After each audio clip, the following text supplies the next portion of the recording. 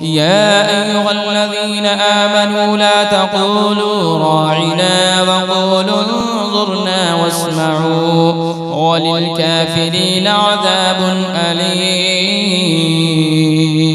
ما يود الذين كفروا من أهل الكتاب ولا المشركين أن ينزل عليكم من خير من ربكم والله يختص برحمته من يشاء والله ذو الفضل العظيم.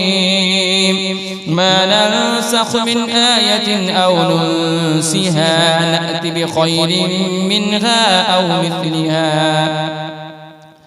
ألم تعلم أن الله على كل شيء قدير؟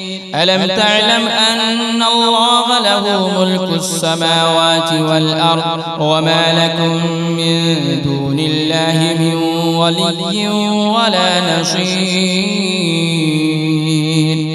أم تريدون أن تسألوا رسولكم كما سئل موسى من قبل ومن يتبدل الكفر بالإيمان فقد ضل سواء السبيل.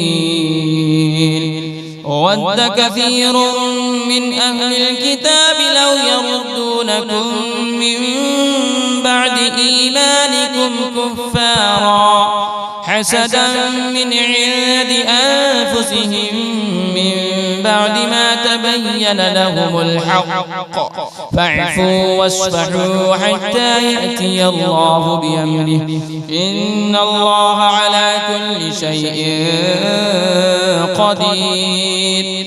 وأقيموا الصلاة وآتوا الزكاة وما تقدموا لأنفسكم من خير تجدوه عند الله إن الله بما تعملون بصير. وقالوا لن يدخل الجنة إلا من كان هودا أو نصارى تلك أمانيهم قل هاتوا برهانكم إن كنتم صادقين. بلى من أسلم وجهه لله وهو محسن فله أجره عند ربه ولا خوف عليهم ولا هم يحزنون.